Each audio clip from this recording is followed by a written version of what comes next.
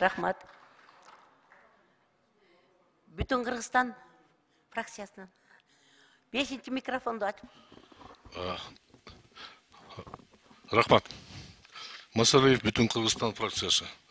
Бирок мен фракцияның жөнүндө эмес, биздин бир негизги мыйзамыбыз, регламент деген мыйзам бар да. Ошол жерде 10-чы беренесинде 1-чи пункты мындай жазылат. Парламенттик фракция, мындан ары фракция, тизме боюнча бир саясий партиядан шайланган жогорку кеңештин депутаттарынын бирикмеси деп айтылат да. Эгерде туура жолго барсак, биринчи жана биздин кесиптештерибиз айтып кетти, көбөйүп кетти, 13төн көбөйүп кетти. Ушул дал келтириш керек. Азырынча кандай шайланган болсо ошондой фракция боло берсин. Ал эми кийин кызматташканда регламентти өзгөрткөндөн кийин каалаганча депутат кошулса туура болот да. Эгерде биз азыр баштап ушу туура эмес жолго салсак, калган ишибизде кыйшык болуп калат. Ушуну сизге жыйын алып баруучу катары айтып кетейин, ушул туура болмок да. Рахмат. Рахмат. Микрофон. Бүтін Кыргызстан, Мадумаров. Барыңыздарды урматтуу кесиптештер, жумушка киришиңиздер менен куттуктайм. Элге баарыбыз убада берип келдик. Азыр ант бердик. Конституцияны жана мыйзамды кыйшаюусуз аткарууга ант беремин деп добуш бердик. Ант бердик. Урматтуу төрагалык кылуучу айым, күчүндө турган регламент, бул мыйзам 8-чи беренеде жазылып турат. Так, ачык, даана. 9-чу пунктты карасаңыз, катышып отурган депутаттар тарабынан ант берүү жол жобосу аяктагандан кийин биринчи жыйналыш жабылат. Болду, чекит. Эч кандай фракция аны жарыялаш, кандайдыр бир башка жолдорго түшүп кетүүгө мыйзам тыюу салып отурат. Азыр ант бердик, мыйзамды кыйшаюусуз аткарууга ант беребиз деп. Ошондуктан урматтуу кесиптештер, мыйзамды кыйшаюусуз аткаралы, чекитти коелу, жабык деп жарыялайсыз, андан кийин фракциялар болобу, депутаттык бирикмелер болобу, биз биринчи жолу астананы аттап кирип атабыз. Шыпылдап кирип келип, сен бизге кир деп, соода сатыкты жүргүзө элекпиз. Эсибизге келели, чо дегенде, бисмилда деп биринчи кадам таштаганда, мыйзамга ылайык, конституцияга ылайык иш жүргүзөлү. Рахмат. Рахмат. Экинчи микрофон. Урмат депутаттар, угулатабы.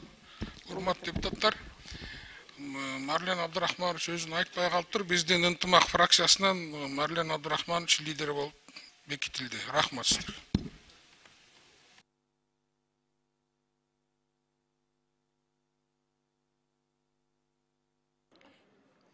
Биринчи микрофон. Урматтуу аппарат. Мен бул жерде турганда, мен сиздерге айткам. Башынан баштап, эжени отургузуп, сөз берип, Борбор дышаный комиссия. Ант бүткөндөн кийин жабылат деп айткам сиздерге. Ошону туура алып барыш керек эле. Эми биринчи сессия ачылды. Бирок азыр эми баягы сиз айтып кетпедиңизби, тиги фракциялар жарыя кылды деп. Аны макул, биз эми фракция жарыя кылып койдук, аны биз кайтпайбыз. Бирок азыр биз жыйынды жабыш керекпиз. Бирок жыйынды жаап, кайра ачып койсоңуз болот. Ошол регламент боюнча.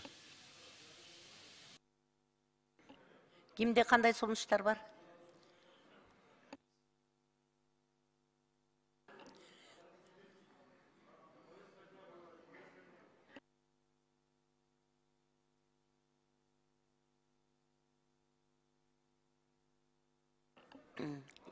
Биринчи микрофонду бер. Азымдай аласыз. Азыр сиз жыйынды жабасыз. Жыйын жапкандан кийин кайра жыйын ачасыз. Каттоону жүргүзөсүз. Каттоо жүргөндөн кийин кворум болобу? Кворум болгондон кийин күн тартибин коебуз добушка. Күн тартибин добуш койгондон кийин анан баштап кетебиз дальше.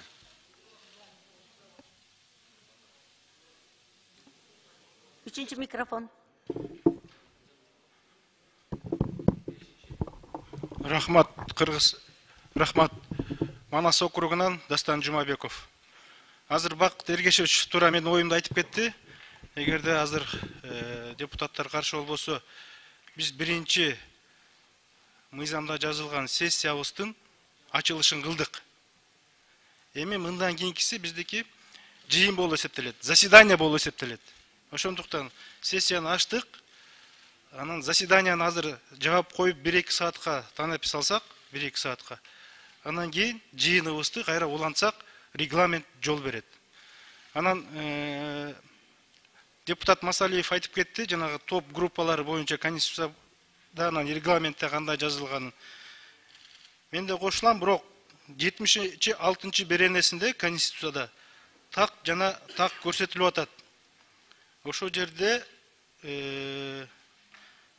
76 берененин 4 пунктунда, урматтуу депутаттар, карап койсоңуздар болот.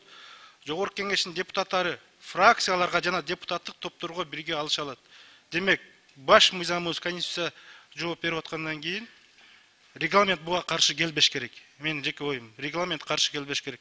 Эми биз мындан кийин жаңы регламентти жазып чыгабыз. Айрине бул 90 депутатка тийиштүү, жана андан мандаттуу депутаттарга тийиштүү регламент жазылып чыгат. Бирок конституцияда жазылып аткандан кийин Бакыт Эргеш ушуга таянып, азыр өзүнүн баяндамасын берди болуш керек. Мен кошуламын. Рахмат.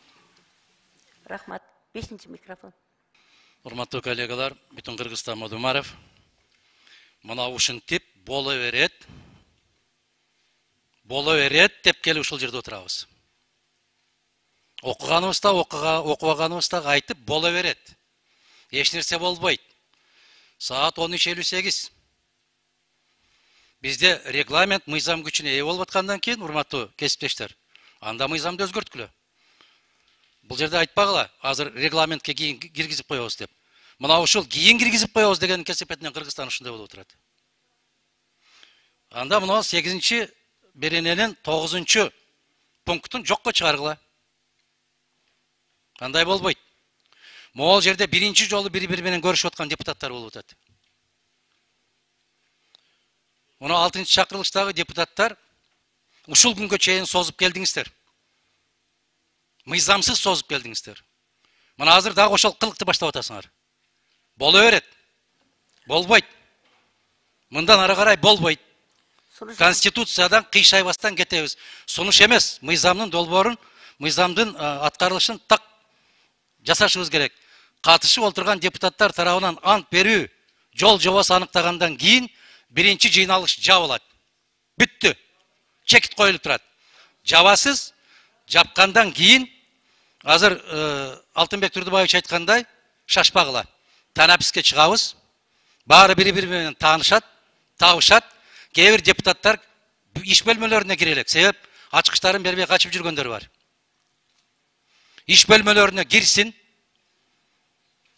жайгашсын, таанышсын, ким экен менен бирге олорну шашпай олтуруп кеңешсин дагы, андан кийин келсин. Себеп мыйзамдын талабы боюнча сизге азыр жазуу жүзүндө бериш керек булар. Рахмат. Фракцияда кимдер кирди, аны жазуу жүзүндө бериш керек. Фракциянын жыйынтыгын сизге кол коюп, чечим катары өткөрүш керек.